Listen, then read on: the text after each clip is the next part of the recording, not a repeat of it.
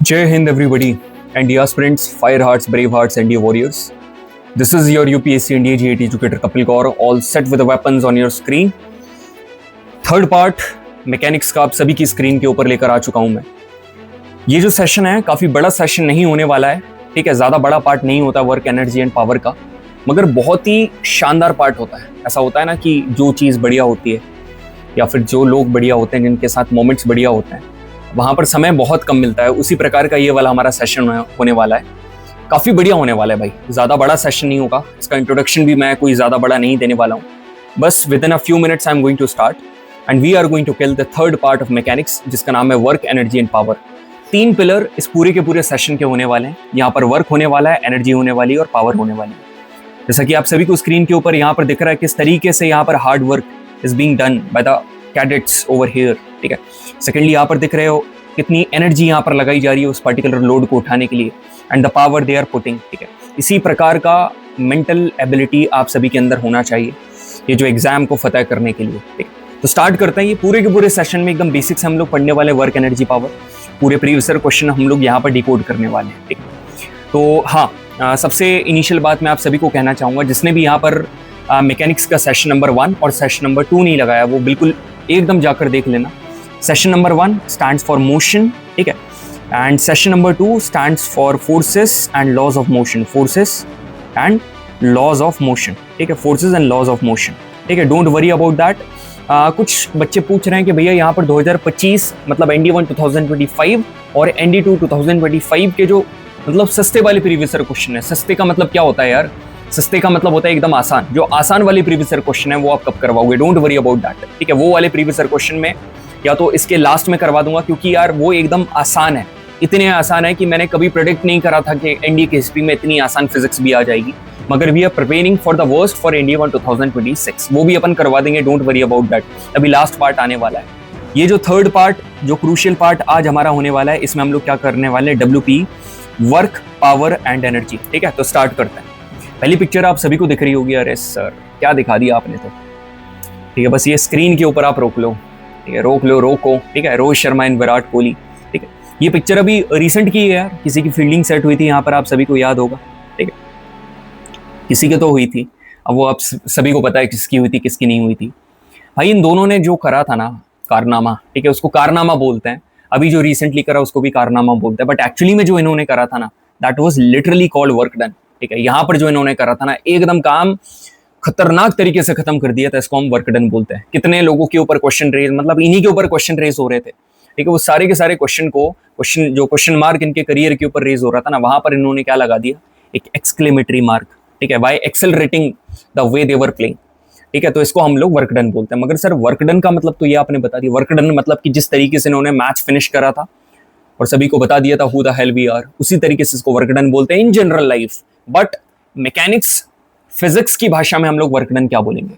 तो यार वही अपन क्या करते हैं, लेबर वाला काम करते हैं। कभी भी फिजिक्स पढ़ते हैं ना, तो यहाँ पर एक ऐसा मतलब ऐसा रहता है कि भाई नौकर बनना पड़ता है। नौकर कैसा बनना पड़ता है? फॉर एग्जाम्पल एक पर्सन है, मानकर चलो, ठीक है, ये आप हो। अब आप क्या कर रहे हो? आपके सामने एक यहाँ पर ये बॉक्स है, ठीक है, ये बॉक्स है भाई, इसमें चक्के वगैरह नहीं लगे हैं। अब आपको इसको क्या करना है? आपको इसको स्लाइड करना है। You have to slide it, ठीक है। आपको इसको स्लाइड करना है। अब इसको स्लाइड करने के लिए बच्चे आप क्या करोगे? सर सबसे जरूरी बात मैं जो करने वाला हूं वो तो सर मैं इसके ऊपर फोर्स लगाऊंगा, मतलब मैं इसको वहां पर धकाऊंगा। अब सर जब मैं इसको वहां पर धकाऊंगा, ठीक है, जब मैं इसको इस डायरेक्शन में फोर्स लगाऊंगा, तो यहाँ पर इस पर्टिकुलर डायरेक्शन में ये मूव होगा, मतलब ये क्या होगा? डिस्प्लेस होगा। यहाँ पर क्या होगा? डिस्प्लेस होगा, ठीक है सर, इतना समझ में आ गया। तो यहाँ पर क्या हो जाएगा? वर्क डन हो जाएगा। वर्क डन मतलब कि ये जो बॉक्स है वो खिसक जाएगा। मैं अपने शब्दों को दोबारा दोहराता हूँ और काफी आसान भाषा में आप सभी के सामने जो भी मैं चीजें यहाँ पर व्यक्त करना चाह रहा हूँ वो रखूंगा। मेरी बात ध्यान से सुनिएगा सारे के सारे, ठीक। यहाँ पर आप सभी को ये बॉक्स दिख रहा है। बॉक्स मान लो, रेफ्रिजरेटर मान लो, कुछ भी मान लो। अपन क्या करें इसको यार? अपन क्या करते हैं? रेफ्रिजरेटर मानते हैं, ठीक है, रेफ्रिजरेटर, ठीक है। स्पेलिंग सही लिखी है ना? बिल्कुल सही लिखी है, एकदम बढ़िया लिखी है, ठीक है। अब भाई ये फ्रिज के अंदर ना क्या रखा हुआ है? एकदम बढ़िया बढ़िया खाने की चीजें रखी हुई है। केक, अपन क्या क्या खाने की चीज लें आप बता दो, ठीक है। वो सारी चीजें यहाँ पर ले लेते हैं। केक ले लेते हैं, ठीक है। केक्स के अलावा हम लोग यहाँ पर क्या ले लेते हैं? स्वीट्स ले लेते हैं। मिठाइयाँ भाई काफ़ी बढ़िया रखी हुई हैं, ठीक है। और क्या रखा है? फ्रूट्स रखे हुए हैं, ठीक है। केक्स है, स्वीट्स है, फ्रूट्स है, और क्या फ्रिज में रखा रहता है यार? फ्रिज में केक है, स्वीट्स है, आइस क्यूब भी होते हैं, और भी बहुत सारी चीज़ें हैं, ठीक है, यहाँ पर रखे हुए हैं। अब आइस क्यूब कौन खाता है यार, ठीक है, केक्स, स्वीट्स, फ्रूट्स, मिल्क है, ठीक है, मिल्क भी रखा हुआ है यहाँ पर, ठीक है, और यहाँ पर मल्टीपल चीज़ें यहाँ पर रखी हुई है। अब आपने क्या सोचा, भाई मैं एक काम करता हूँ, मैं ये फ्रिज है ना, इसको ले जाता हूँ मैं सीधे अपने रूम में, ठीक है, कौन बार बार केक निकाले, स्वीट्स निकाले, फ्रूट्स निकाले, मिल्क निकाले। मैंने यहाँ पर लगाया फोर्स, ठीक है, यहाँ पर लगाया फोर्स। तो भाई जब मैंने यहाँ पर फोर्स लगाया ना, तो पहले ये जो फ्रिज था ये ना यहाँ रखा हुआ था, ये जो आपको दिख रहा है यहाँ पर ऐसा करके, ऐसा ऐसा ऐसा ऐसे ऐसे ऐसा करके ये फ्रिज रखा हुआ था भाई। मगर जब मैंने इसको फोर्स लगाया ना, तो ये इधर क्या हो गया, इधर डिस्टेंस मूव हो गया, इधर मतलब यहाँ पर डिस्प्लेसमेंट हो गया। सर इसको डिस्टेंस भी तो बोल सकते हैं, मगर यार ये देखो ये वापस नहीं आ रहा है, इसलिए हम इसको डिस्प्लेसमेंट बोल रहे हैं। मतलब जो हुआ है वो एक्चुअली में है, एक पर्टिकुलर डायरेक्शन में हो रहा है। तो यहाँ पर आपने फोर्स लगाया, so basically you have put the force. तो यहाँ पर मैं नीचे लिखना चाहूंगा, आपने क्या लगाया, फोर्स लगाया, और साथ में क्या हुआ, डिस्प्लेसमेंट, यहाँ पर हुआ डिस्प्लेसमेंट। तो दिस पर्टिकुलर डेफिनेशन, ठीक है, the product of the force and displacement is called work done. और ये जो चीज है आप सभी के सभी 9th क्लास में, छोटी क्लास में पढ़ के आए हो, ठीक है, सारे के सारे यहाँ पर छोटी क्लास में पढ़ के आए हो।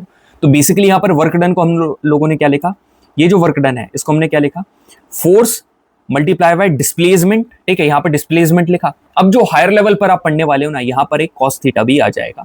अब ये थीटा क्या है सर, ये थीटा एक एंगल है, और एंगल किसके बीच का, angle between force and displacement, है ना। एस की जगह आप डी भी लिख सकते हो डिस्प्लेसमेंट को, इसको हम लोग क्या बोलते हैं, फोर्स एंड डिस्प्लेसमेंट, ठीक है, angle between force and displacement. Clear है सभी को, बिल्कुल सर क्लियर है।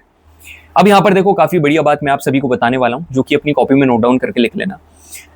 यहाँ पर वर्क डन जो होता है, it is going to be equal to force and displacement. The work done by force acting on a object is equal to the magnitude of the force multiplied by the distance moved in the direction of the force, ठीक है।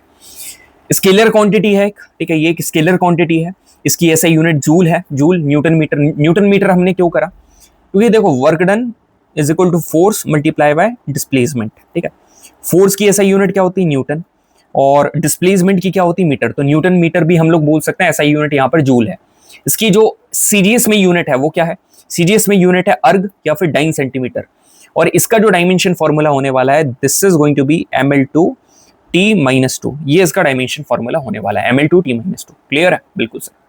अब आप सभी को एक बढ़िया सी बात बताऊं, जो अभी अपन ने यहाँ पर एफ एस कॉस थीटा पढ़ा था, इसी को डिकोड करें। बिल्कुल सर, डिकोड करते हैं। एफ का मतलब क्या होता है, एफ का मतलब सर, एफ का मतलब होता है फोर्स। एस का मतलब क्या होता है, एस का मतलब होता है डिस्प्लेसमेंट। एस का मतलब यहाँ पर क्या है, डिस्प्लेसमेंट।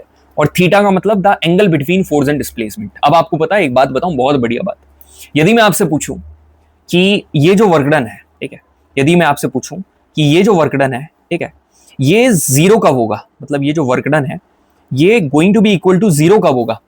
सर ये जीरो तब हो सकता है, तब या तो फोर्स बराबर जीरो हो, ये फोर्स को जीरो कर दो, मतलब सारे के सारे प्रोडक्ट में है तो जीरो हो जाएगा। या तो सर ये जो एस है, मतलब डिस्प्लेसमेंट है, आप इसको जीरो कर दो तब हो सकता है। सर या तो ये जो कॉस थीटा है इसकी वैल्यू जीरो हो जाए, थीटा की नहीं, कॉस थीटा की वैल्यू जीरो हो जाए, तब ये जीरो हो सकता है। ये 3 कंडीशन है। तो इन्हीं 3 कंडीशन को हम लोग यहाँ पर जिक्र करने वाले हैं और काफी बढ़िया तरीके से डिकोड करने वाले हैं। मेरी बात एकदम ध्यान से सुनना, काफी इंपॉर्टेंट पार्ट यहाँ पर हम लोग पढ़ने वाले हैं। यहाँ पर W का मतलब होता है वर्क डन, F का मतलब फोर्स, S या D का मतलब है डिस्प्लेसमेंट, और F cos थीटा क्या है, एक ऐसा कंपोनेंट है फोर्स का जो कि डिस्प्लेसमेंट के डायरेक्शन में है, ठीक है। अब मेरी बात सुनो सारे के सारे, वर्क डन नहीं होगा, पता है वर्क डन मतलब कोई भी काम नहीं होगा। कब नहीं होगा भाई, आपने फोर्स नहीं लगाया, ठीक है, फोर्स नहीं लगाया, आपने फोर्स नहीं लगाया, डिस्प्लेसमेंट नहीं लगाया, आपने बिल्कुल भी डिस्प्लेसमेंट नहीं लगाया, या फिर आपका जो cos थीटा है वो जीरो है। cos थीटा जीरो कब होता है सर, ये होता है cos 90 डिग्री पर, ये जीरो होता है, ठीक है। cos 90 is equal to zero, 90 degree मतलब परपेंडिकुलर। क्या परपेंडिकुलर है, दो चीजें यहां पर परपेंडिकुलर है। ये जो फोर्स है, force is perpendicular to the displacement, समझ में आया, force is perpendicular to the displacement.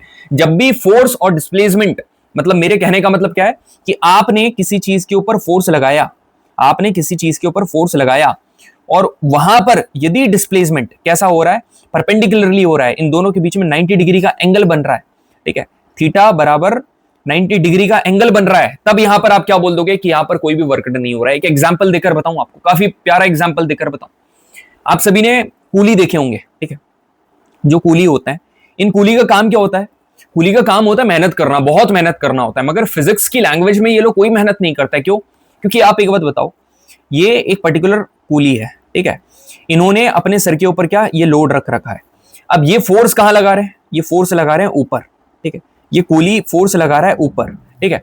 यहां पर डिस्प्लेसमेंट, अब ये जा कहां रहा है? डिस्प्लेसमेंट यहां हो रहा है, ये जो डिस्प्लेसमेंट है ये इस डायरेक्शन में हो रहा है, तो फोर्स ऊपर है, डिस्प्लेसमेंट है इधर है, इन दोनों के बीच में 90 डिग्री है, तो cos 90 डिग्री कितना होता है? 0 होता है। तो ये पूरा का पूरा जो वर्क डन है उसको क्या कर देगा? 0 बना देगा। तो यहां पर कूली तो फिजिक्स के लैंग्वेज में कोई काम ही नहीं कर रहा है, इनको तो हमको पैसे नहीं देना चाहिए, मगर एक्चुअली रियलिटी में तो काम कर रहा है ना। तो वर्क डन का मतलब आप समझ पा रहे हो कि ये सिर्फ एक पर्टिकुलर कंडीशन के ऊपर डिपेंड नहीं कर रहा है, ये फोर्स के ऊपर भी डिपेंड कर रहा है, डिस्प्लेसमेंट के ऊपर भी डिपेंड कर रहा है, और यहां पर किसके ऊपर डिपेंड कर रहा है? और आखिरी कंडीशन हमारी थीटा के ऊपर भी डिपेंड कर रहा है, और theta is nothing but the angle between force and displacement. एक प्यारा सा प्रीवियस ईयर क्वेश्चन करते हैं, उसके बाद काफी बढ़िया तरीके से मैं आपको एकदम कंक्लूड करने वाला हूं कि आपको क्या चीजें दिमाग में रखनी है और क्या चीजें दिमाग में नहीं रखनी है। आप सभी को इंशाल्लाह ये जो प्रीवियस ईयर क्वेश्चन है आप सभी को स्क्रीन के ऊपर दिख रहा होगा। A mass M is dragged by a pulley on a horizontal plane via force anti parallel to its displacement. मतलब एक मास है, उसको आप ड्रैग कर रहे हो, कोई पुली है वो उसको ड्रैग कर रहा है, ठीक है, उसके द्वारा उसको क्या करा जा रहा है? ड्रैग करा जा रहा है, मतलब धकेला जा रहा है एक हॉरिजॉन्टल प्लेन के ऊपर by force anti parallel to its displacement. Anti parallel का मतलब क्या है कि भाई यदि आप फोर्स इधर लगा रहे हो, ठीक है, ठीक है, फोर्स इधर लगा रहे हो, तो जो डिस्प्लेसमेंट है वो इधर हो रहा है, डिस्प्लेसमेंट इधर हो रहा है, मतलब कि इन दोनों के बीच में, मतलब फोर्स और डिस्प्लेसमेंट के बीच में जो एंगल होता है उसको हम थीटा बोलते हैं। थीटा यहां पर कितना है? 180 डिग्री, 180 डिग्री यहां पर थीटा है। तो वर्क डन कितना होने वाला है? वर्क डन यहां पर होने वाला है, द वर्क डन जो होता है हम सभी को पता है, work done is equal to force multiply by D लिख दो या एस लिख दो डिस्प्लेसमेंट को, मतलब displacement multiply by cos theta. ये है, आप सभी को पता है कॉस 180 डिग्री, ठीक है, कॉस 180 डिग्री कितना रहता है सर? -1 रहता है। cos 180 degree is going to be -1। तो यहां पर जो वर्क डन होने वाला है by pulling the mass is going to be negative. तो option number D is correct. मतलब आप सिर्फ थीटा के हिसाब से ये बस बता सकते हो कि आपका जो यहां पर वर्क डन होने वाला है वो पॉजिटिव होगा, नेगेटिव होगा या जीरो होगा। क्यों ना हम इस चीज को कंक्लूड कर दें और मैं आपको सारी की सारी कंडीशन बता दूं, बिल्कुल बता सकता हूं, ठीक है। यहां पर देखो पॉजिटिव, नेगेटिव और जीरो वर्क डन, ठीक है। सुनो मेरी बात, पॉजिटिव वर्क डन पता कब होता है? इसके ऊपर आपने फोर्स लगाया, यहां पर ये फोर्स लगा और डिस्प्लेसमेंट भी इसी डायरेक्शन में हो रहा है, दोनों के दोनों इसी डायरेक्शन में हो रहा है। तो इन दोनों के बीच में जो थीटा है वो कितना है? थीटा यहां पर 0 डिग्री है। अब थीटा 0 डिग्री है तो आप सभी को पता है cos 0 कितना होता है? cos 0 होता है 1 +1। तो ये यदि +1 है तो यहां पर पॉजिटिव वर्क डन है, जो कि सेम यहां पर लिखी हुई है चीजें, ठीक है, यहां पर लिखा हुआ है। अब यदि ऑपोजिट डायरेक्शन में आपने क्या करा? फोर्स यहां पर लगाया भाई, ठीक है, ये जो फोर्स है यहां लगाया और डिस्प्लेसमेंट इस डायरेक्शन में होने लगा। तो यहां पर थीटा कितना है? थीटा यहां पर 180 डिग्री है, और 180 डिग्री मतलब कि cos 180 degree is going to be equal to -1। ये -1 है, ठीक है, ये -1। तो यहां पर क्या होने वाला है? यहां पर होने वाला है नेगेटिव वर्क डन, यहां पर नेगेटिव वर्क डन। आपने लगाया फोर्स इधर, ठीक है, ये फोर्स इधर लगाया और यहां पर क्या लगा? डिस्प्लेसमेंट, डिस्प्लेसमेंट यहां पर लगा। तो थीटा यहां पर कितना डिग्री है? थीटा 90 डिग्री है। तो cos 90 कितना होता है? cos 90 is going to be 0, ठीक है, 0 होने वाला है। तो यहां पर 0 आपका वर्क डन होने। आपको एक एग्जांपल बताता हूं काफी बढ़िया तरीके से कि ये प्रैक्टिकली पॉसिबल कैसे है। देखो, सेम डायरेक्शन की यदि अपन बात करें तो pushing a box in forward direction, आप कोई भी बॉक्स को फॉरवर्ड डायरेक्शन में पुश कर रहे हो तो वो वास्तविक बात है वो उसी डायरेक्शन में आगे मूव करेगा। फोर्स और डिस्प्लेसमेंट सेम डायरेक्शन में मूव कर रहे हैं। सेकेंड एग्जाम्पल की एक हॉर्स पुलिंग अ कार्ट, एक कोई भी कार्ट है, ठीक है, कोई भी एक आप मान, कार्ट का मतलब क्या होता है यार?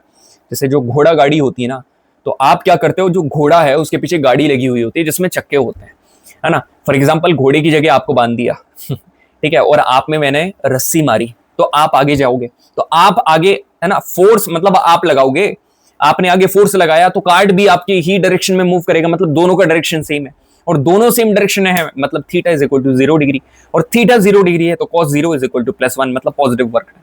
यदि ऑपोजिट की बात करें तो कैसे? फ्रिक्शन फोर्स, फ्रिक्शन मैंने आप सभी को लास्ट क्लास में बताया था। फ्रिक्शन फोर्स कैसे यार? फ्रिक्शन फोर्स हमेशा ऑपोजिट डायरेक्शन में लगता है, मतलब कि यदि कोई, आपको बताया था ट्रेन इस डायरेक्शन में जा रही है तो फ्रिक्शन उसका ट्रैक जो है वो ऑफर करेगा उसको ऑपोजिट डायरेक्शन में। तो यहां पर 180 डिग्री और cos 180 degree is equal to -1। Force exerted by gravity when the ball is thrown upward, ये क्या चीज है भाई? ये एक बॉल है, ठीक है, आपने इसको ऊपर फेंका, ठीक है, ग्रेविटी नीचे क्या करेगी, ग्रेविटी नीचे फोर्स लगाएगी, है ना।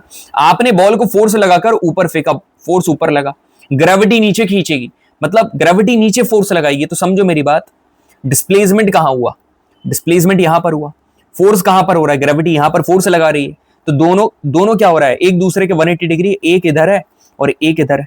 Theta is equal to 180 degree and 180 degree आप सभी को पता है -1। क्लियर सभी को, बिल्कुल सर क्लियर है। लास्ट वाला यहां पर देखोगे जो परपेंडिकुलर वाला केस है, तो यहां पर देखो वर्क डन बाय कूलिंग, है ना, work done by pull of gravitational force. ये क्या है, ये कैसे यहां पर जीरो वर्क डन हुआ, ये ऐसे हुआ यदि अपन ने बोला work done by pull of gravitation force, मतलब अपन देखो हमेशा वर्क डन काय का होता है, फोर्स का, ठीक है, फोर्स का यहां पर हमेशा वर्क डन देखने को मिलता है। तो अब यदि अपन बात करें कि ग्रेविटेशन फोर्स का वर्क डन कैसे होगा, ग्रेविटेशन फोर्स कहां लग रहा है, ठीक है, फॉर एग्जांपल आपने यहां पर देखा कि कोई चीज नीचे गिर रही है, तो फोर्स यहां पर नीचे लग रहा है, और वो चीज नीचे गिर रही है मतलब डिस्प्लेसमेंट भी नीचे हो रहा है। तो दोनों के बीच में कितने 0 डिग्री का है, दोनों के बीच, सॉरी एक मिनट, work done by pull of gravitation force, मतलब ये एक ऑब्जेक्ट है, ये इधर आपने फोर्स लगाया, ठीक है, फोर्स आपने इधर लगाया, फोर्स आपने इधर लगाया, और यहां पर ग्रेविटेशनल पुल लग रहा है, पुल मतलब नीचे लग रहा है, तो यहां पर 90 डिग्री है, दोनों के बीच में 90 डिग्री हो गया, तो यहां पर क्या आ जाएगा, cos 90 0। अब सेंट्रीपेटल फोर्स कैसे, सेंट्रीपेटल फोर्स कल पढ़ाया था ना, ये सर्कल है, ठीक है, यहां पर आपकी गाड़ी चल रही है, ठीक है, यहां पर क्या हो रहा है, यहां पर आपका डिस्प्लेसमेंट हो रहा है, मतलब इस डायरेक्शन में आप मूव कर रहे हैं, और यहां पर आप देखोगे सेंटर की तरफ फोर्स लग रहा है, यहां फोर्स है और डिस्प्लेसमेंट यहां हो रहा है, और दोनों के बीच में यहां पर 90 डिग्री है, दोनों के बीच में 90 डिग्री है। तो now listen to me carefully, listen to me carefully, force is perpendicular to the displacement, force और डिस्प्लेसमेंट दोनों के बीच में 90 डिग्री है, ठीक है, तो force is perpendicular to displacement, तो यहां पर cos 90 डिग्री कितना होने वाला है, cos 90 डिग्री 0। तो सेंट्रीपिटल फोर्स के जितने भी एग्जांपल पढ़े हमने, आप चाहे रस्सी से वो गोल गोल घुमा लो, या फिर कार आप सर्कल में चला लो, या फिर जायंट व्हील वाला मैंने आपको एग्जांपल बताया, हर जगह 0 वर्क डन होता है। तो इस प्रकार से आप अपनी कॉपी में नोट डाउन करके लिख सकते हो, सेम डायरेक्शन, ऑपोजिट डायरेक्शन, और यहां पर when F is perpendicular to D। Clear है सभी को, बिल्कुल सर क्लियर। अब दो चीज मैं आप सभी को बताऊंगा जो कि एकदम कॉमन है, एक क्या होता है, एक होता है कंजर्वेटिव, ठीक है, एक होता है कंजर्वेटिव, ठीक है, और एक होता है नॉन कंजर्वेटिव। देखो मैं आप सभी को काफी बढ़िया तरीके से बता रहा हूं।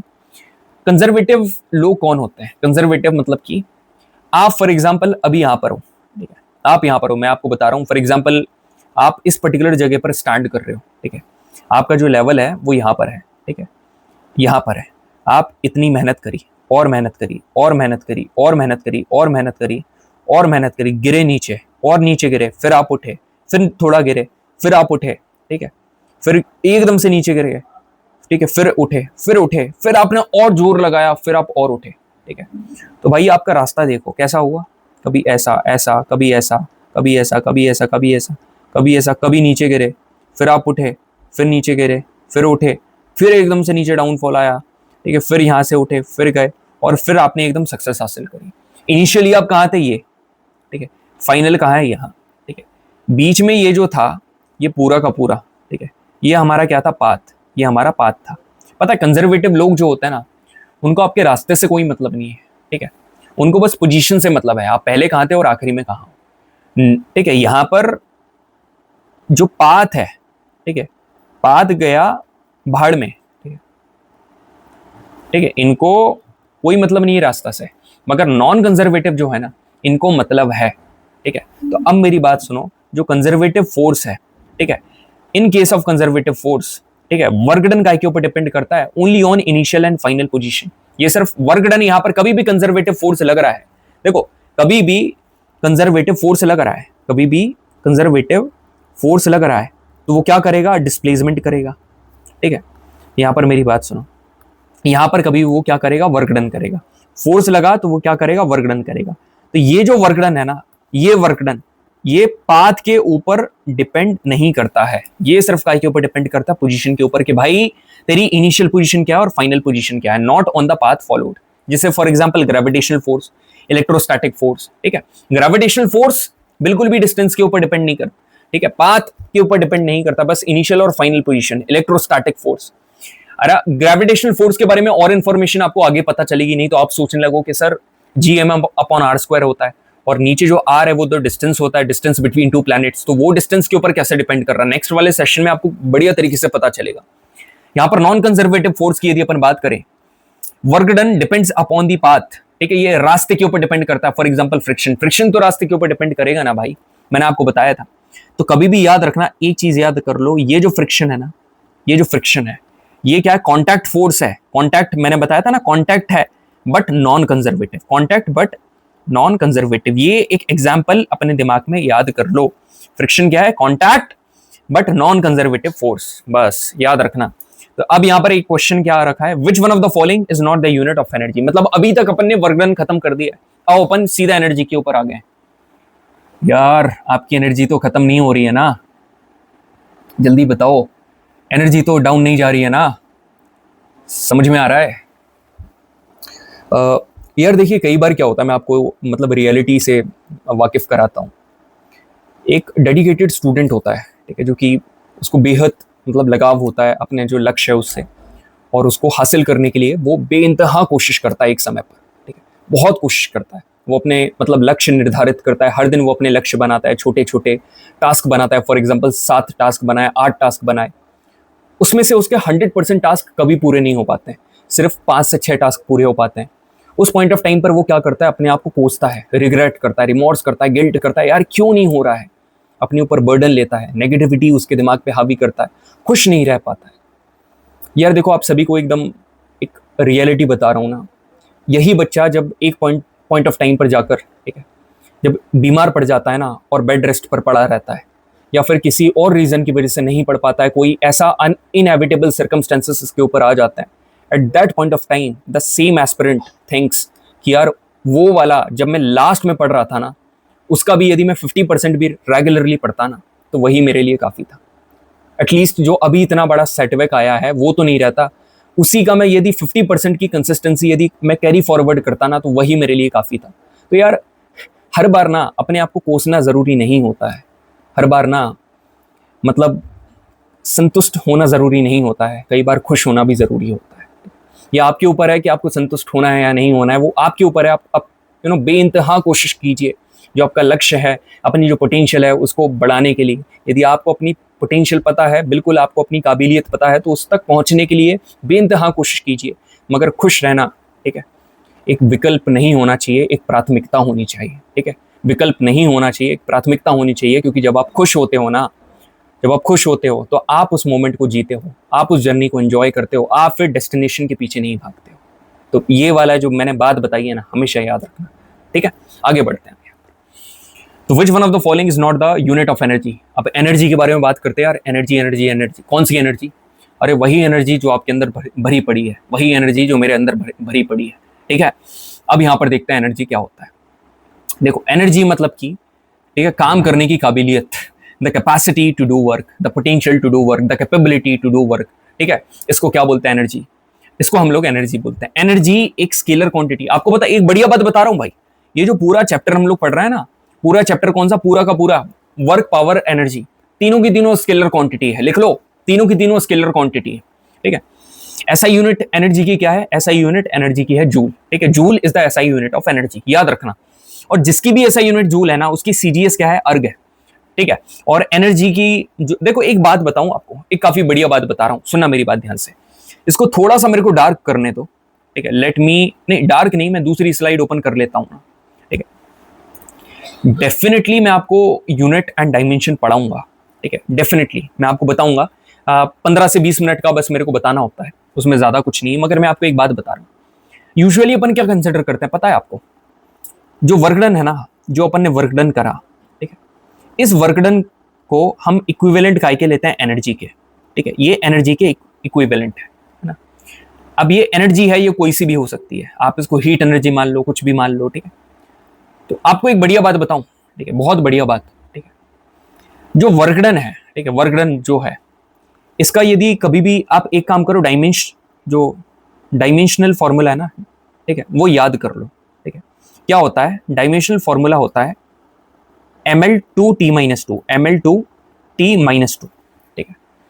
अब ये जो ml2t-2 है ना, यही एनर्जी का भी है, यही वर्क डन का भी है। चाहे अब एनर्जी कोई सी भी आ जाए, चाहे आपसे हीट एनर्जी क्यों ना बोलते हैं, समझ में, चाहे आपसे हीट एनर्जी क्यों ना बोलते, तब भी आ जाएगा। क्लियर। अब एक बात एक और याद कर लो, ठीक है, एक होता है फोर्स, कल हमने फोर्स पढ़ा, ये फोर्स का और याद कर लो, ये जो फोर्स है ना, फोर्स का क्या होता है, ml(T-2), ठीक है, बस ये दो चीजें याद कर लो, यहां पर मैं लिख दे रहा हूं, वेरी इंपॉर्टेंट, ठीक है, वेरी इंपॉर्टेंट, बस इतना कर लो, इसके बाद तो फिर आप देखो मजे ही मजे, ठीक है, सारे आप ऑटोमेटिकली निकाल लोगे। अब प्रैक्टिकल यूनिट के बारे में बात करें ना एनर्जी की, तो प्रैक्टिकल यूनिट्स मतलब यूनिट कौन कौन सी है, आपने तो अभी तक एनर्जी को कैलोरीज में मेजर करा होगा, ठीक है, थोड़ा बहुत ज्ञान होगा तो किलोवाट आवर में। यार आप एक बात यहां पर देखो, इलेक्ट्रॉन वोल्ट, पता है इलेक्ट्रॉन वोल्ट, ईवी जिसको बोलते हैं ना, इलेक्ट्रॉन वोल्ट भी इसकी यूनिट है। कैलोरीज बर्न करते हो कि नहीं, या फिर खाते जाते हो, ठीक है, बर्न करना चाहिए। कैलोरीज भी यहाँ पर काफी बढ़िया है, इसकी एक यूनिट होती है, आप सभी को पता होना चाहिए। अभी अपन इसको मतलब इक्वेट करेंगे अलग अलग यूनिट के साथ, काफी बढ़िया, आपको मजा आने वाला है। जूल के साथ अभी अपन करेंगे, डोंट वरी, मेन तो यहाँ पर जूल है। एक किलोवाट आवर है जिसको हम कमर्शियल यूनिट ऑफ एनर्जी बोलते हैं, जो कि एक बहुत ही इंपॉर्टेंट लाइन मैंने यहाँ पर आप सभी को बता दी। क्लियर है। यार देखो कई सारे बच्चे यहाँ पर ऐसे हैं जो कि अभी अपनी तैयारी कर रहे हैं, ठीक है, जिसको ऐसा लगता है यार कि हम एनडी की तैयारी कर रहे हैं तो फिजिकल एक्टिविटी करना बहुत जरूरी है, बहुत जरूरी है, बहुत जरूरी है। हमको डेली सुबह उठकर 3 किलोमीटर भागना है, डेली हमको 1.5 घंटा 2 घंटा जिम में एकदम हमारे हाथ पैर तोड़ने हैं। यार देखो एक बात मैं आप सभी को कहना चाह रहा हूँ, ठीक है, फिजिकल एबिलिटी का मतलब ये नहीं होता है कि आपके कितने बड़े बाइसेप्स हैं, चेस्ट हैं, शोल्डर्स हैं, ठीक है, आपकी बॉडी का शेप, इसका मतलब ये होता है कि आपके अंदर कितनी एजिलिटी है, स्टेमिना है, स्ट्रेंथ है, ठीक है। मैं आप सभी से बस एक चीज बोलूंगा, जितनी कैलोरी आप कंज्यूम कर रहे हो ना, उसको बर्न करने का सबसे आसान तरीका आपकी जिंदगी में अभी ये है कि वॉकिंग कर लो। आप नॉर्मली वॉकिंग कर लिया करो, आपने अपना मील कंज्यूम करा, डिनर कंज्यूम करा, बढ़िया आप उठाओ हेडफोन्स, गाने सुनो, अपने टेरेस पर जाकर रात को एकदम पैकअप करके, ठीक है, कुछ भी बढ़िया सी चीज लगाओ और 20 मिनट की आप बढ़िया तरीके से वॉक करो। मेरे ही सेशन देख लिया, 20 मिनट वॉक करते करते मेरा सेशन देख लिया, कैलोरी बर्न हो गई। जो कुछ भी नहीं कर पा रहे, रन करना है तो यार रनिंग ज्यादा देर नहीं करना है, 5 से 10 मिनट रनिंग करो, ओवर 1 किलोमीटर 2 किलोमीटर ज्यादा से ज्यादा बस ओवर करो, साइड करो, ठीक, उतना फिजिकल एक्टिविटी का लोड नहीं लेना है। यार you have to be fit, ठीक है, फिट होना आपकी प्राथमिकता होनी चाहिए भाई, ना कि एक आइडियल फिजिक बनाना है, ये करना वो करना। यदि ऐसा होता ना तो सारे के सारे जिनकी आइडियल फिजिक है, ठीक है, जो एकदम वैसा दिख रहा है ना, वो फौज में जाकर अफसर बनता, ठीक है। मगर you need to be intellectually strong, you need to be mentally strong first. If you are mentally strong, physical fitness तो ऑटोमेटिकली अचीव हो जाएगी, ठीक है। तो ये छोटी छोटी चीज जो मैं सेशन के बीच में बता देता हूँ ना, इसको नोट डाउन करके लिख लिया करो अपनी कॉपी में और इसको एग्जीक्यूट करा करो। आगे बढ़ते हैं, यहाँ पर क्वेश्चन क्या आ रखा है, the commercial unit of energy, ठीक है, commercial unit of energy is kilowatt hour. तो यहाँ पर आपको ऑलरेडी बता दिया गया है कि यार the commercial unit of energy is kilowatt hour, ठीक है सर। तो ये तो हमको याद हो गया कि जो कमर्शियल यूनिट है, कमर्शियल मतलब कि जो कमर्शियली यूज करी जाती है, पैसे के लेन देन में जो हमारे घर पे बिजली आती है ना, वो किलोवाट आवर है। अब ये किसके बराबर है, देखो मैं आप सभी को बता रहा हूँ, पहली बात तो याद रखना, किलोवाट आवर, ठीक है, ये किलोवाट आवर है, ठीक है, ये होता है। कई लोग इसको क्या करते हैं, किलोवाट आवर -1, ये नहीं होता है, ठीक है। कई लोग इसको क्या क्या लिखते हैं, किलोवाट, ठीक है, पर आवर, ये भी नहीं होता है, ठीक है। ये किलोवाट आवर है, तीनों की, ये किलोवाट और आवर दोनों के दोनों मल्टीप्लाई में है। अब मेरी बात सुनिए, सारे के सारे मेरी बात सुनिएगा प्लीज, ठीक है, सुनो मेरी बात। 1 किलोवाट, पहली बात तो ये जो किलोवाट आवर है ना, this is what, this is the commercial unit, ठीक है, कमर्शियल यूनिट ऑफ एनर्जी, ठीक है, जो एनर्जी बिकती है ना उसकी कमर्शियल यूनिट है। बिल्कुल सर, क्लियर है। अब मेरी बात सुनो सारे के सारे, 1 किलोवाट आवर, ठीक है, 1 किलोवाट आवर किसके बराबर है पता है, 1 kilowatt hour is equal to 3.6, है ना, मल्टीप्लाई बाय 10 की पावर वो कर दो जो पॉइंट के बाद लिखा है। क्या लिखा है पॉइंट के बाद, सर पॉइंट के बाद तो 6 लिखा है, ठीक है, तो यहां पर भी 6 लगा दो, इतने जूल के बराबर होता है। तो यदि मैं बोलूं कि भाई 2 किलोवाट आवर बिजली का बिल आ रहा है, तो पता क्या होगा उसका मतलब, ठीक है, उसका मतलब होने वाला है, 1 मिनट में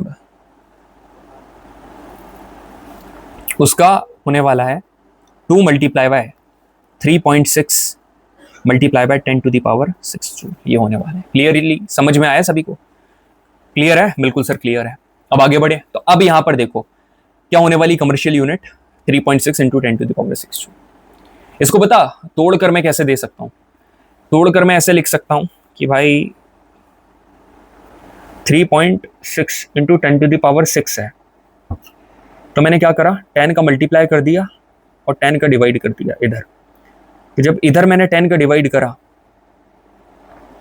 ठीक है, तो ये हटा पॉइंट, एक जीरो नीचे लगा। तो इसको मैं क्या अब कैसे लिख सकता हूँ, 0.36 इंटू 10⁻7 ऐसे करके भी लिख सकता हूँ। तो ये ज़रा आप सतर्क रहना कि कैसे करके चीज़ें होने वाली हैं, ठीक है।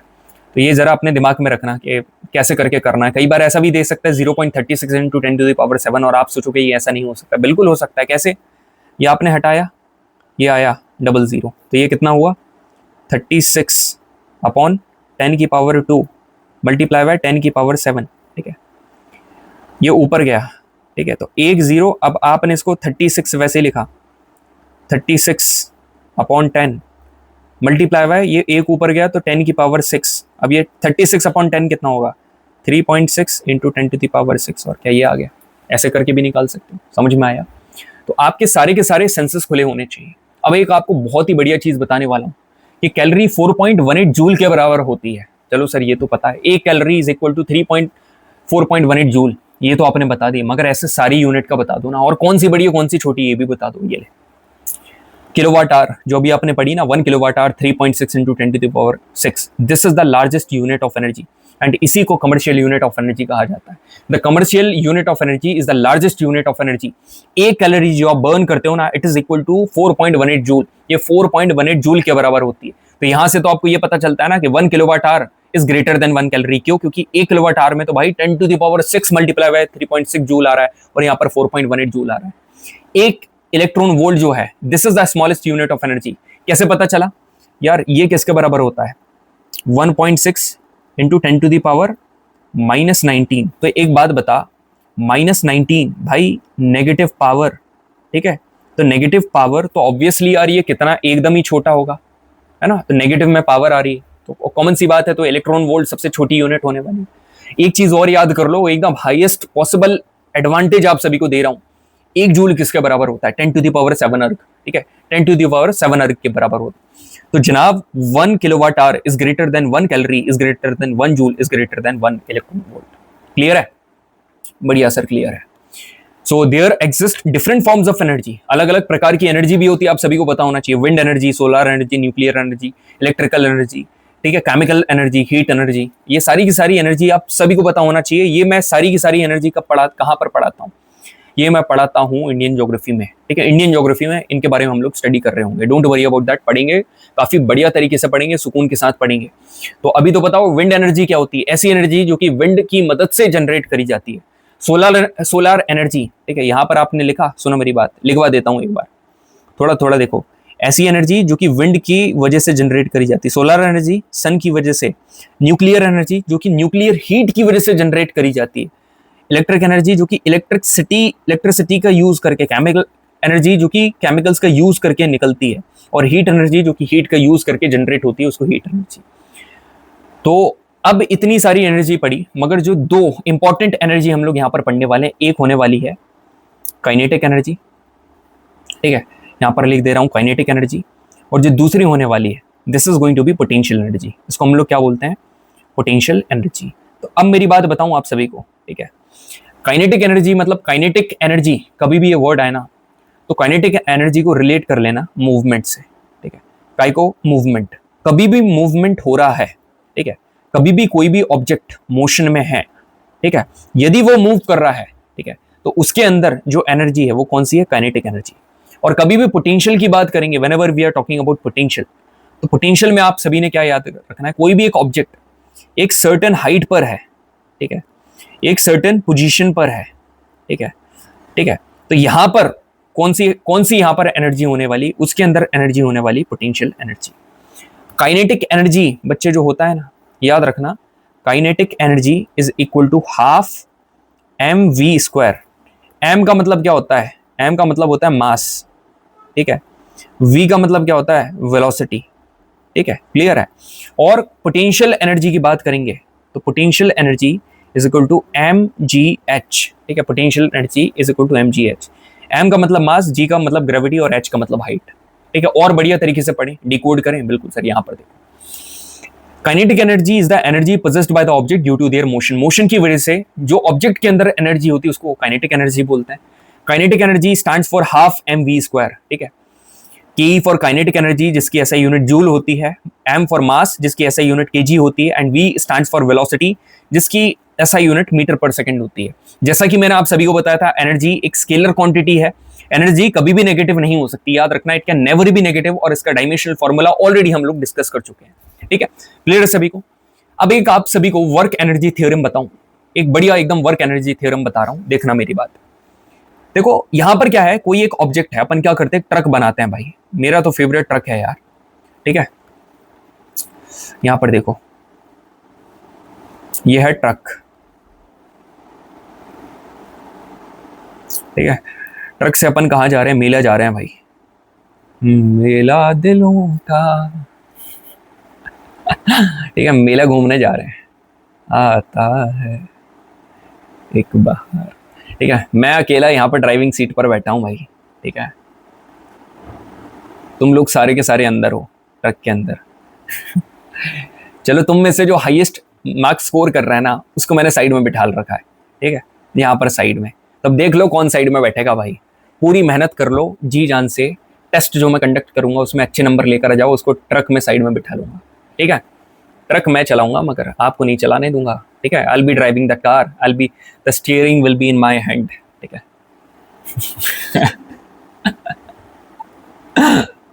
The last ride,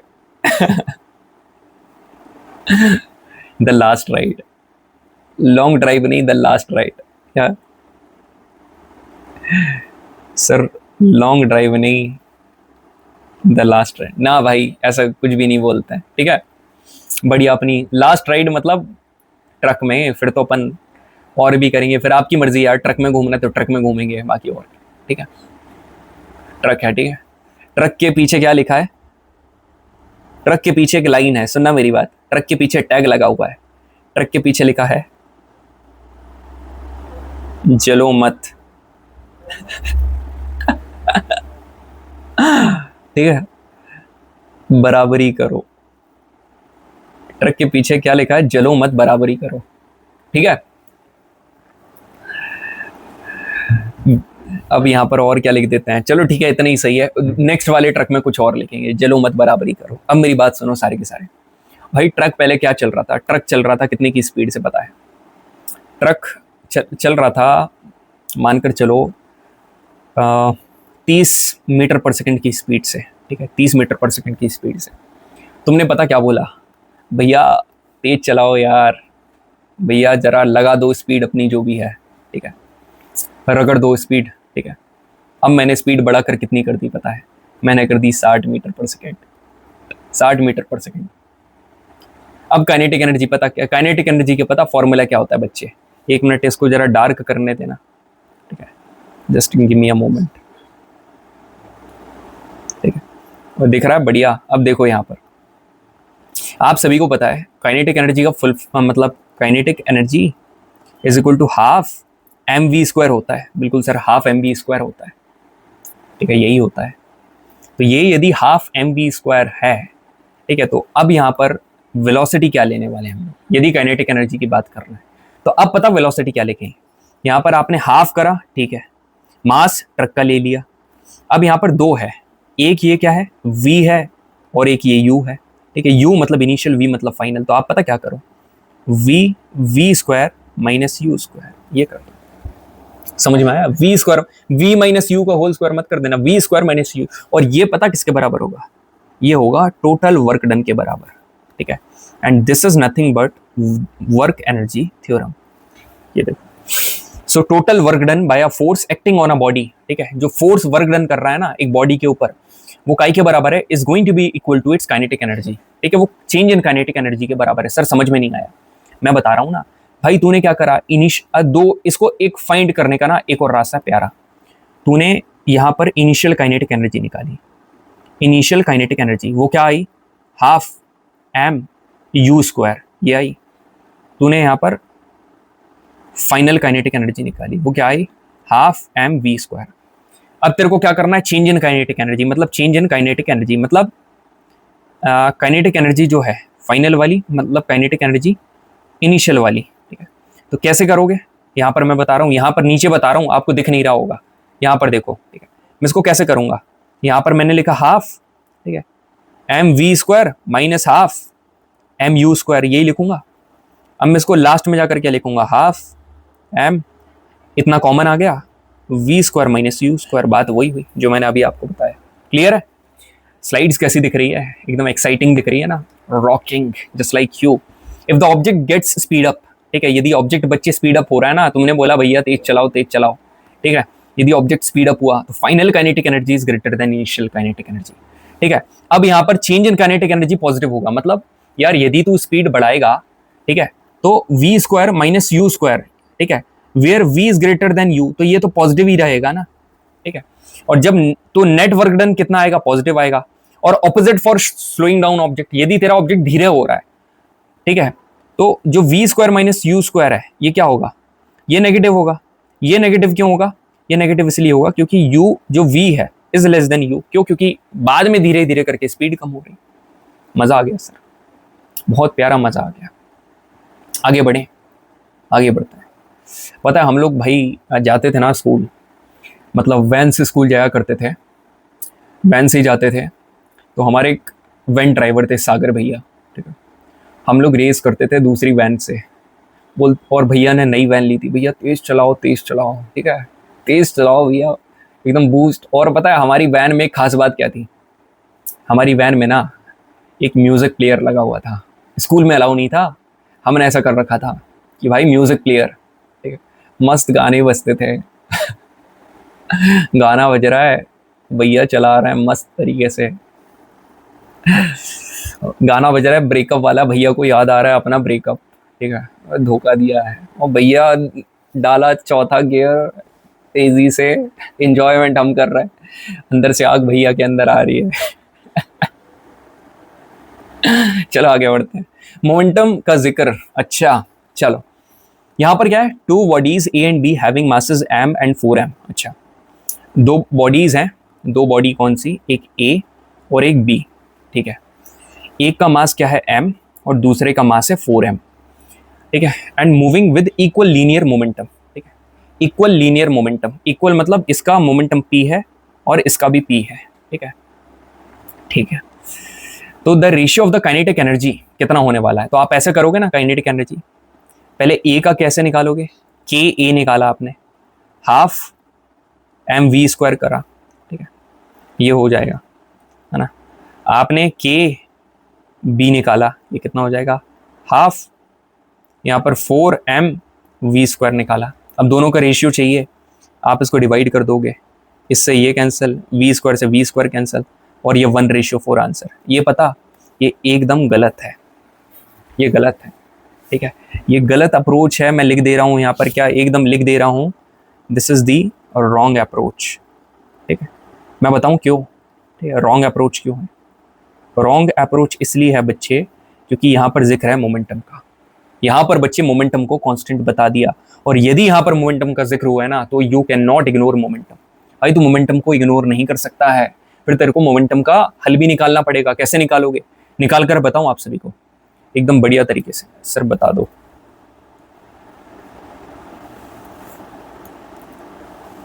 मेरी बात सुनो सारे के सारे, आपको पता है kinetic energy is equal to half M V square होता है, ठीक है। इसमें मोमेंटम कैसे लाऊं, मैंने मल्टीप्लाई कर दिया ऊपर भी एम का और मैंने मल्टीप्लाई कर दिया नीचे भी एम का, तो अब ये क्या हो जाएगा, half M multiply by M, M square V square, ठीक है, अपॉन में एम, ऐसा आ गया। इसको ऐसा लिख दूं मैं, ठीक है, एम वी का होल स्क्वायर अपॉन 2m, बिल्कुल सर ऐसा लिख दो। तो फाइनली ऐसा लिख सकता हूं, kinetic energy is equal to M V मतलब p का स्क्वायर अपॉन 2m, लिख दिया, बिल्कुल लिख दिया, ये आ गया। क्लियर सभी को, k is equal to p square upon 2m। अब मेरी बात सुन, ठीक है, 3 कंडीशन बन सकती है। पहली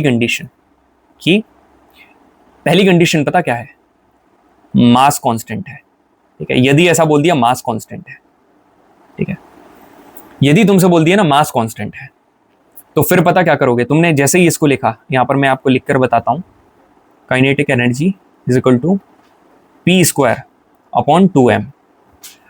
तो भाई एक बात बता, 2 तो वैसे भी कांस्टेंट है और मास भी कांस्टेंट है, तो इन दोनों को अलग लिखना थोड़ी देर के लिए।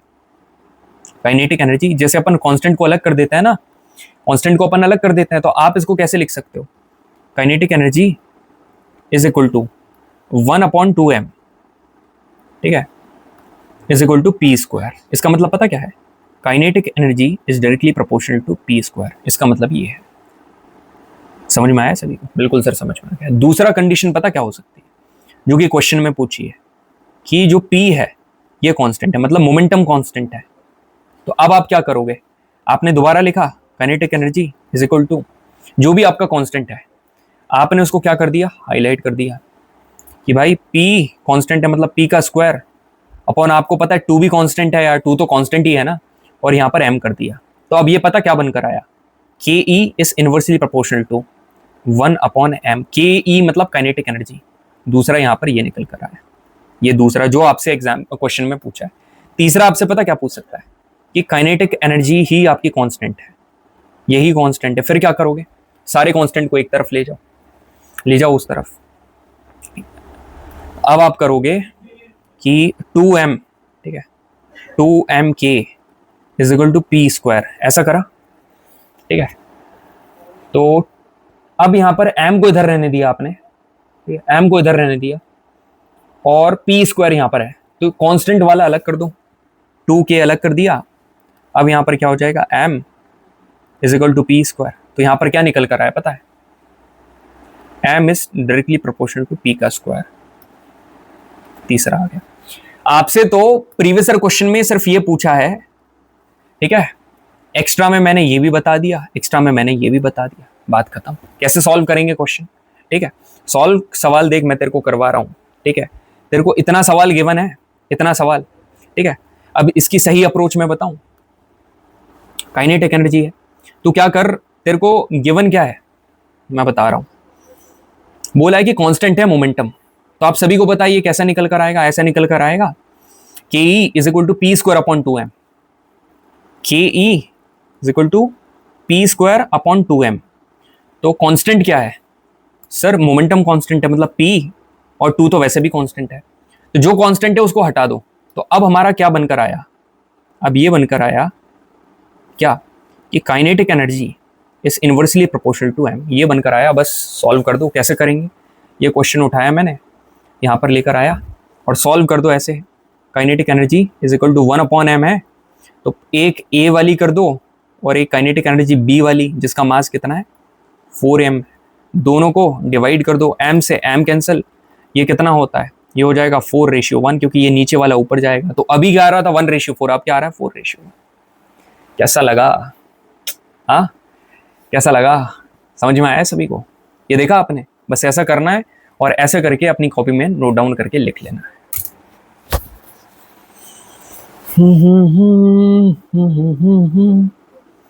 तो रोज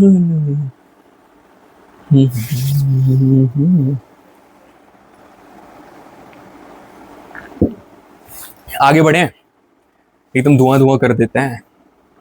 चलो, अब यदि ऐसा क्वेश्चन आ जाए जैसे यहां पर आपको दिख रहा है, ऐसे 2 एक क्वेश्चन आए हैं, मैंने बस यहां पर एक ही क्वेश्चन डाला है कि एक माइक्रोफोन कन्वर्ट करता है, ठीक है।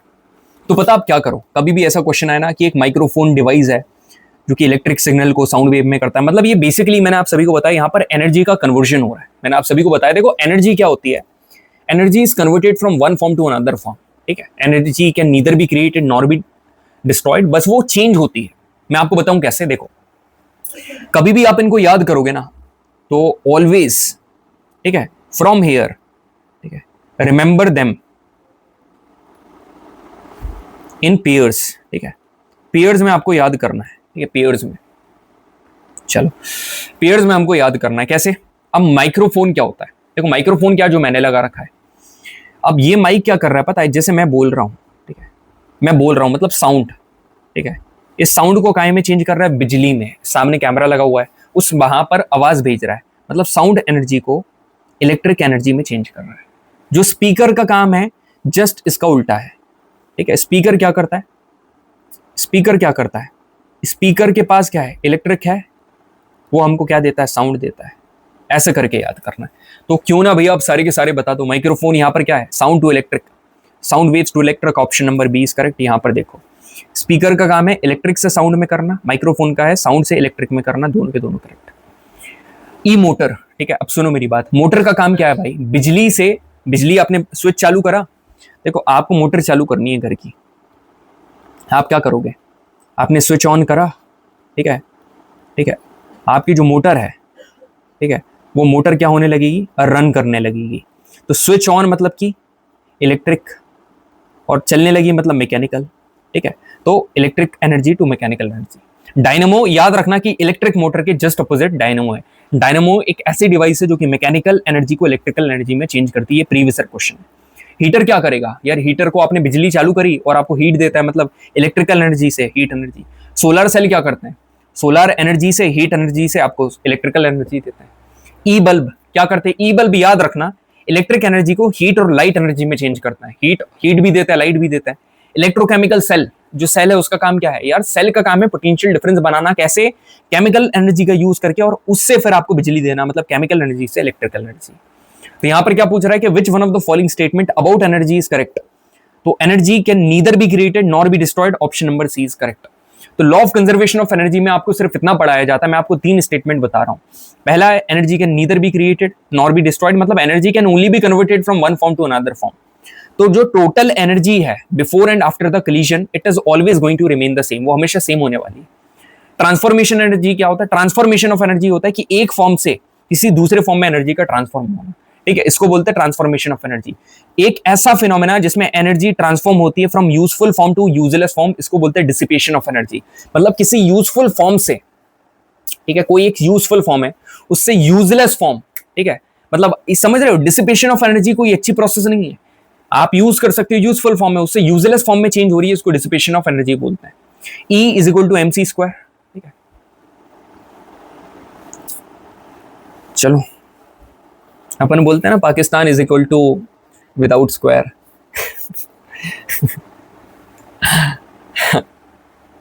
चलो देख लो, E is equal to mc का स्क्वायर, ठीक है। यहां पर C का मतलब क्या होता है, velocity of light in vacuum और एयर, ठीक है। मास ये बताता है mass and energy are interconvertible और इक्विवेलेंट। इसके जब अपन प्रैक्टिस करेंगे ना, 1-2 सवाल करवा दूंगा कि E is equal to mc square के क्वेश्चन कैसे आते हैं, डोंट वरी। तो भाई अब आता है स्टॉपिंग डिस्टेंस। ये क्या होता है यार, स्टॉपिंग डिस्टेंस पता क्या होता है, फिर से ट्रक चला रहे हैं, ठीक है, तो ये बना लो ट्रक, ठीक है, मैं निकला गड्डी लेके, ठीक है, अपने स्टूडेंट्स के साथ। अब पीछे क्या लिखेंगे बताओ, हाँ, सनम तेरी कसम। जल्दी बता दो क्या लिखें सर, कुछ भी लिख दो सर, क्या लिखें बताओ, जिंदगी ना मिलेगी दोबारा, हाँ, मैं बताऊं क्या लिखें, अपन लिखते हैं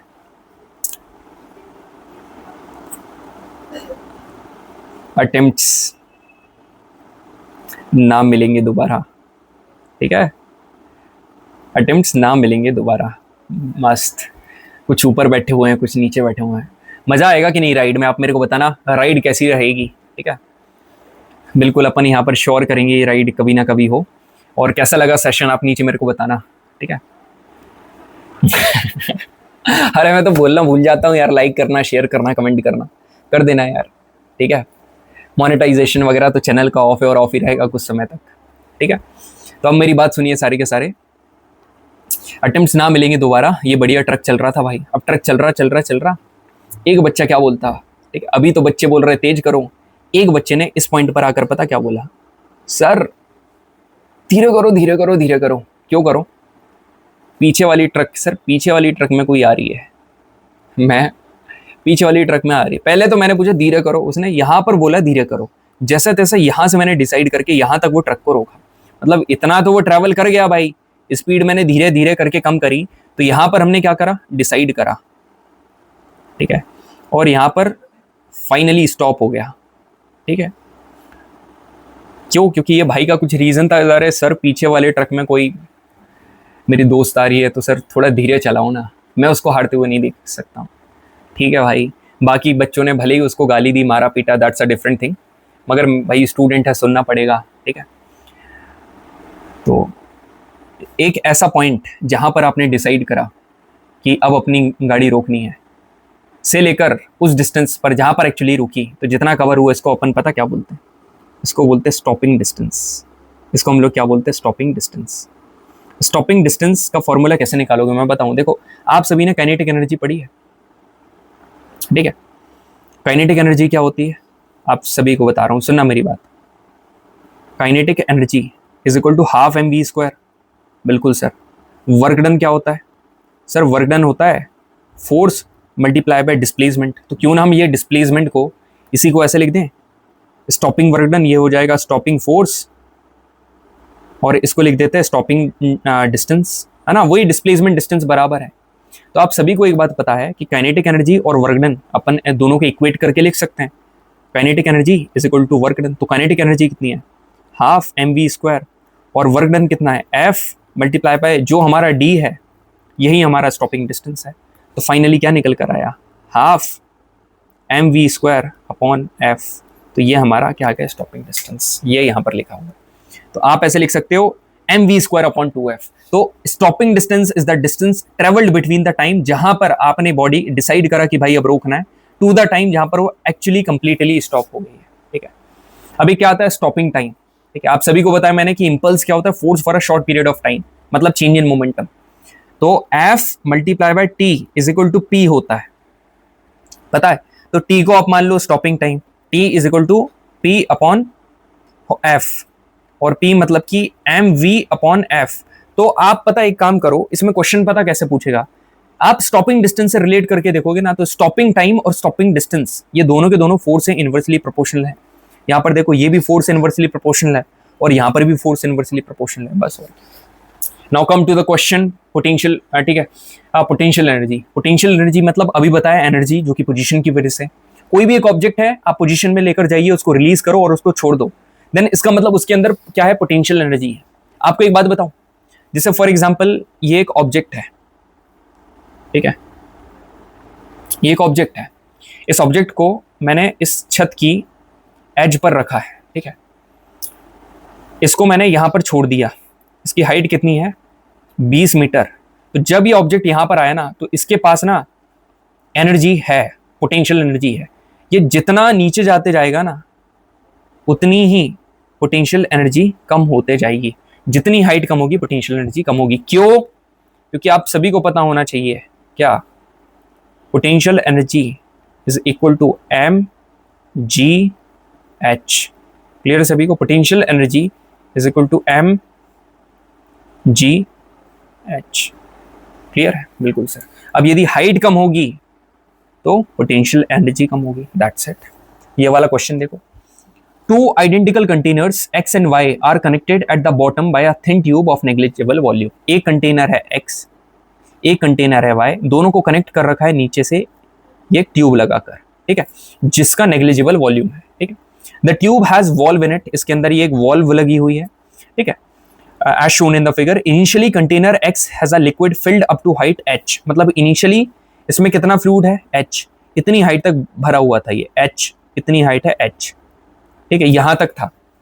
okay, and container Y was empty, जैसा कि अभी आपको फिगर में दिख रहा है। When the valve is open, जब आपने वॉल्व को यहां से हटाया, तो both container have equal amount of liquid in equilibrium. मतलब जितना यहां पर है, मतलब आफ्टर इतना हो गया, और यहां पर भी इतना आ गया, दोनों में सेम हो गया। सो इफ द इनिशियल, मतलब जब इनिशियल मतलब जब वॉल्व आपका ओपन नहीं था, तब पोटेंशियल एनर्जी आपकी P1 है, तब पोटेंशियल एनर्जी P1 है, और फाइनल पोटेंशियल एनर्जी P2 है। तो हमको बताना है क्या होने वाला है। तो आप सभी को पता है P1 इज इक्वल टू कितना है? mg, और हाइट यहां पर h है। P2 कितना होने वाला है? mg, हाइट आधी कर दी क्योंकि आधा हो जाएगा ना, क्योंकि दोनों में डिवाइड हो जाएगा इक्वली, तो यहां पर h डिवाइडेड बाय 2 हो गया। तो आप सभी को पता है as mgh is equal to P1, तो ये mgh की वैल्यू यहां पर पुट कर दो, तो क्या होगा? P2 is equal to P1 upon 2।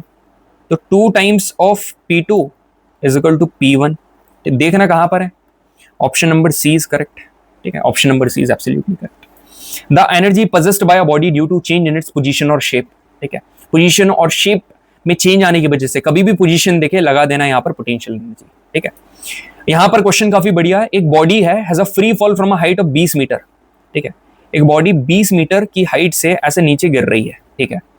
अब यहां पर क्या बोल रही है, after falling through a distance of 5 metre the body would, ठीक है, 5 मीटर, तो एक आप क्या करो, 4 पेयर बनाओ, कैसे, 1 2 3 4, ये 4 पेयर है, ये 5 मीटर, ये 5 मीटर, ये 5 मीटर और ये 5 मीटर, ठीक है, after falling through a distance of 5 metre, ठीक है, मतलब इतना डिस्टेंस वो नीचे कर दिया, इनिशियली वो यहां था, अब वो यहां पर आ गया है, तो द बॉडी वुड, पहली बात तो यहां पर कभी भी हाइट की बात चल रही है,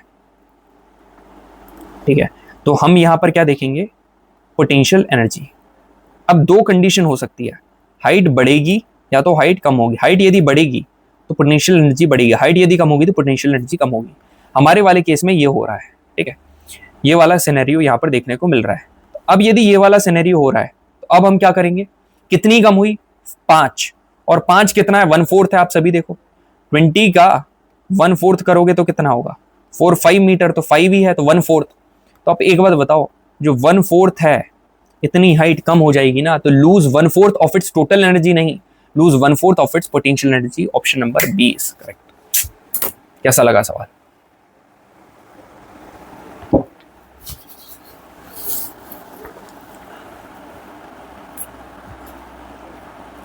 कहीं पे हो रातें, कहीं पे सवेरे, आवारगी रही साथ मेरे, ठहर जा ठहर जा, ये कहती है तेरी नज़र, क्या हाल हो गया है। नई बॉटल है, देख रहे हो, नई बॉटल भाई, फ्लेक्स कर लूं थोड़ा।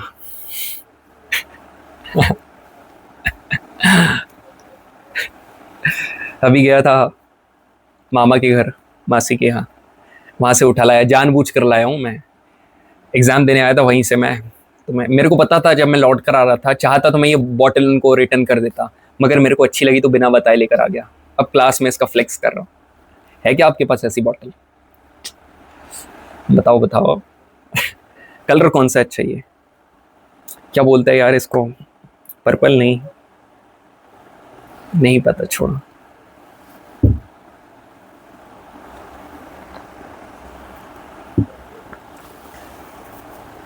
चलो,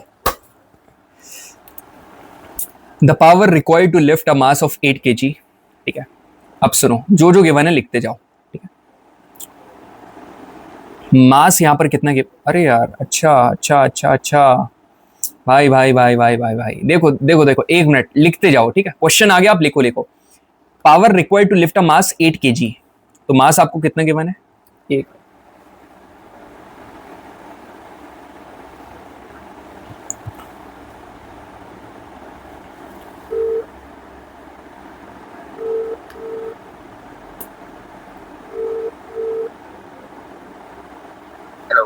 हेलो आदित्य, मैं क्लास रिकॉर्ड कर रहा हूँ, क्लास रिकॉर्ड करके बीच में मैं कॉल कर रहा हूँ। I will take around 15 minutes more, ठीक है, उतने में मैं वाइंड अप करता हूँ, देन विल डिस्कस। ओके, अब सुनो मेरी बात सारे के सारे। The power required to lift a mass 8 kg up a vertical distance 4 metre. अब पहली बात तो कपिल भैया ने बोला है, जो गिवन है वो लिख दो, ठीक है। तो मास गिवन है सर कितना, 8 kg, सर लिख दिया। डिस्टेंस कितना है, डिस्टेंस को हम कुछ भी लिख दो, हाइट लिख दो, हाइट कितना गिवन है सर, 4 मीटर। 2 सेकेंड, मतलब टाइम कितना गिवन है, 2 second. Taking the acceleration due to gravity, मतलब जी कितना है, 10 मीटर पर सेकेंड स्क्वायर। अब हमको क्या निकालना है, अब हमको निकालना है पावर। सर पावर निकालना है, कैसे निकाले, क्वेश्चन।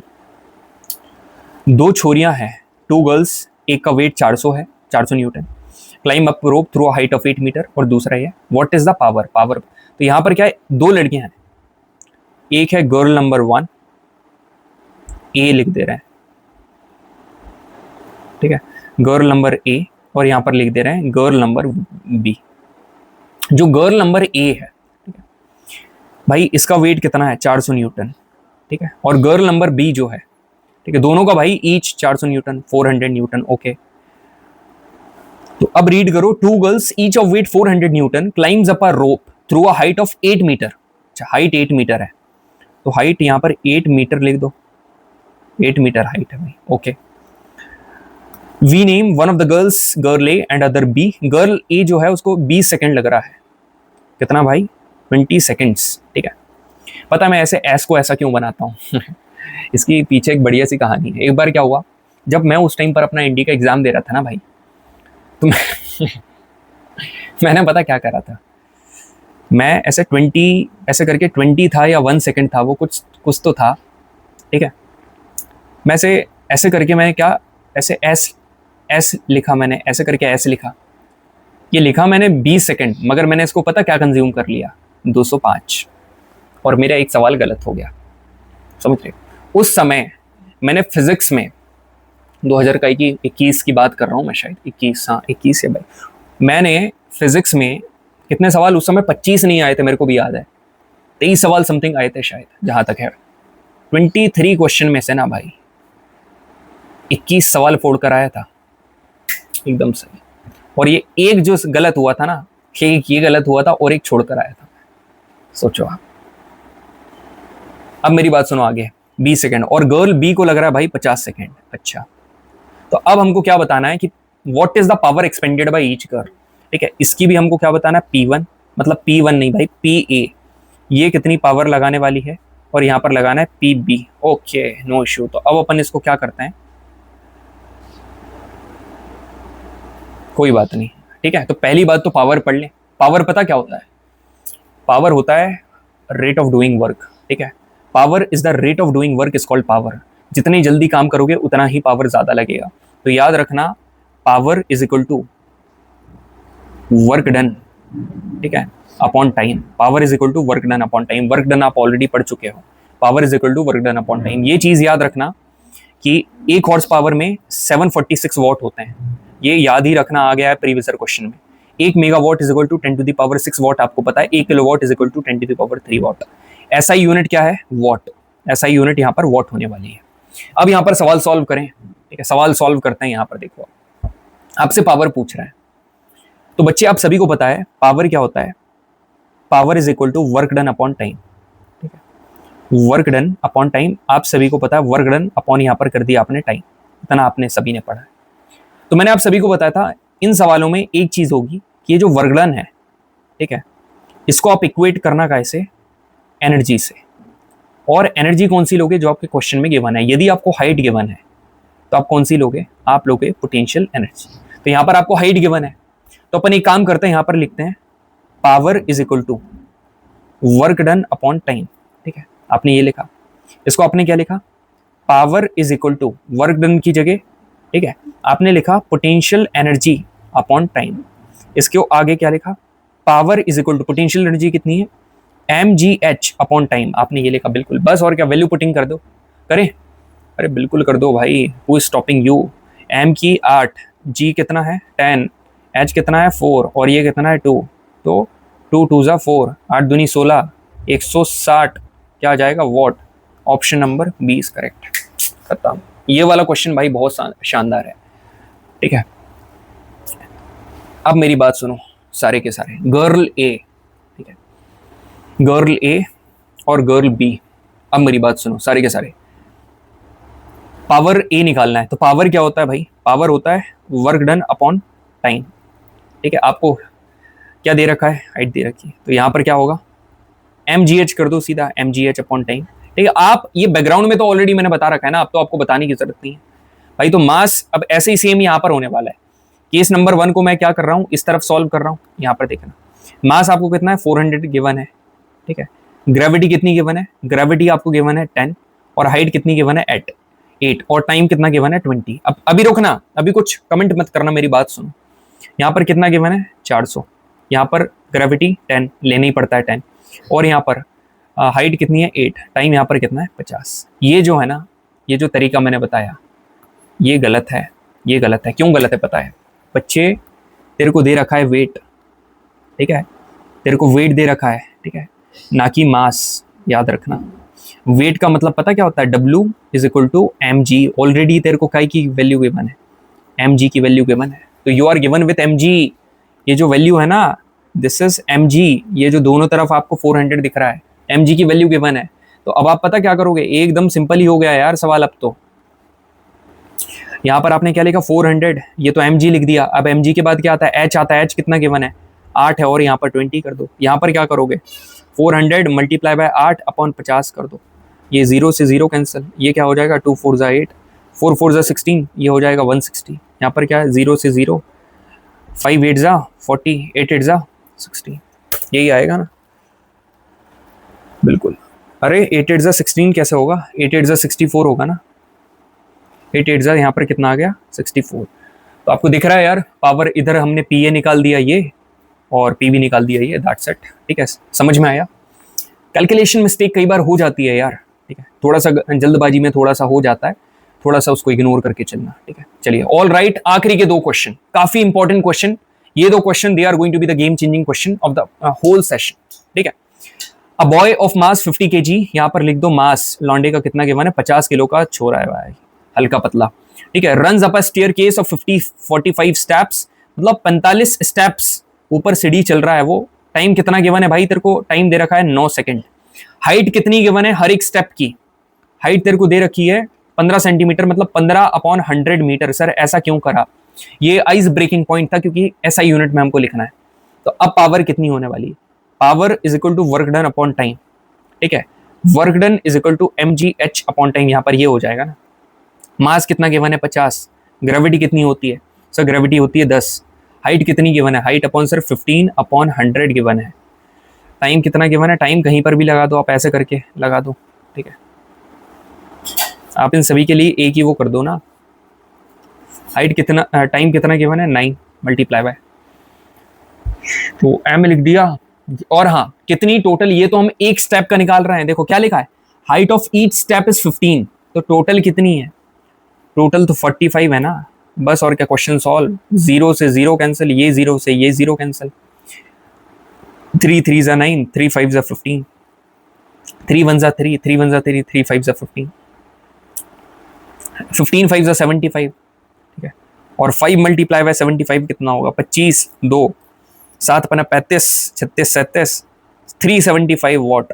तो ऑप्शन नंबर 20 करेक्ट। क्या बढ़िया सवाल था, मजा आया कि नहीं सवाल सॉल्व करने में? एक और सवाल सॉल्व करते हैं।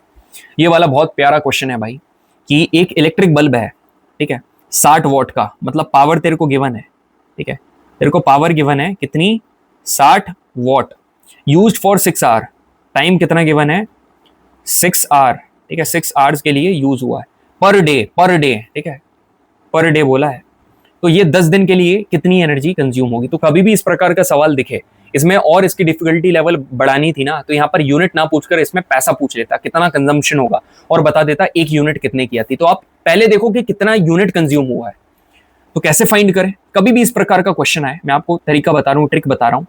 आप देखा करो, power is equal to work done upon time. ये जो वर्क डन है, ठीक है, इसको आप एनर्जी अपॉन टाइम भी लिख सकते हो। तो power is equal to energy upon time. ठीक है, तो ये एनर्जी आपको निकालनी है, energy is equal to power multiply by time, that's it. अब मेरी बात सुनना, अब आता है यहाँ पर क्रैकिंग पॉइंट। क्या? इस पावर को पुट करना किलोवाट में, कुछ भी हो जाए, इस टाइम को पुट करना आर में, चाहे आपको चेंज क्यों ना पड़े। क्यों? क्योंकि जब आप इसको किलोवाट में करोगे, इसको आर में करोगे, जो आपका फाइनल आंसर आएगा, ठीक है, वो पता काहे में आएगा? वो आएगा किलोवाट आर में, जो कि आपकी स्टैंडर्ड यूनिट है। ठीक है, अब मैं आपको बता रहा हूँ, सुनो कैसे।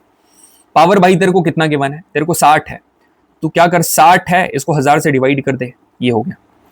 ये कितना? 6 घंटे के लिए गिवन है, टाइम 6 आवर। टोटल कितने का चाहिए? 10 आवर, 10 डेज का चाहिए। तो एक दिन का 6 घंटे, तो 10 डेज का 10 से मल्टीप्लाई कर दो। तो ये 0 से ये 0 कैंसिल, ये 0 से ये 0 कैंसिल, 36/10, मतलब कि 3.6 आ गया, 3.6 किलोवाट आवर। तो यदि तुमसे यूनिट पूछे तो 3.6 यूनिट। क्यों? क्योंकि 1 kilowatt hour is equal to 1 unit. तो टोटल कितनी यूनिट है? 3.6 यूनिट। यदि वो बोल देता कि एक यूनिट का खर्चा अपने यहाँ पर जैसे 9 रुपए है, 10 रुपए है, तो 3.6 यूनिट का खर्चा कितना आता है? 36 रुपए। That's last topic. ठीक है भाई, टकराव दो प्रकार के होते हैं, कोलिशन याद रखना। इसके क्वेश्चन अपन लास्ट वाले सेशन में करेंगे ग्रेविटेशन के, या फिर एक और टॉपिक में पढ़ाता हूं उसमें करेंगे अपन, कौन सा है वो, साउंड एंड वेव्स, वहां करेंगे। कोलिजन दो प्रकार के होते हैं, इलास्टिक और इनइलास्टिक। याद रखना, इलास्टिक कोलिजन कभी भी होगा तो इतना याद रखना, काइनेटिक एनर्जी। देखो एक बात, बढ़िया बात बता रहा हूं, सुना। इलास्टिक कोलिजन हो या इनइलास्टिक कोलिजन हो, टोटल एनर्जी यहां पर भी कंजर्व रहेगी, यहां भी रहेगी। लीनियर मोमेंटम यहां भी रहेगा कंजर्व, यहां भी रहेगा। इलास्टिक कोलिजन में जो काइनेटिक एनर्जी है ये कंजर्व रहती है, मगर इन इलास्टिक कोलिजन में यहां पर kinetic energy is not conserved. So gentleman, this was the end of the amazing session. काफी बढ़िया तरीके से हमने ट्रक चलाया और ट्रक अभी एंड पर आ चुका है। फाइनली हमने हमारी जो राइड है वो कंप्लीट कर ली है। कुछ भी नहीं हुआ भाई, लास्ट राइड नहीं थी वो लॉन्ग ड्राइव थी। So gentleman, it was a very amazing session. ठीक है, कैसा लगा आप मेरे को बताना। ठीक है, what was the josh, the way you interacted the part 3, whether you are excited for the part 4 और नॉट, जो कि सबसे बड़ा मैराथन होने वाला है अभी तक जितना भी पड़ा है। ठीक है, मोशन जितना बड़ा होगा 2 घंटे का होने वाला है, मेरे को बताना। ठीक है, एक दिन हम लोग सेशन में जरूर लेट हो गए, मगर क्या धुआंधार सेशन हुआ यार, very interactive session. I am really impressed with all your efforts, I am really impressed with the consistency you are maintaining. Thank you very much everyone, thank you so much. You should thank me by the way.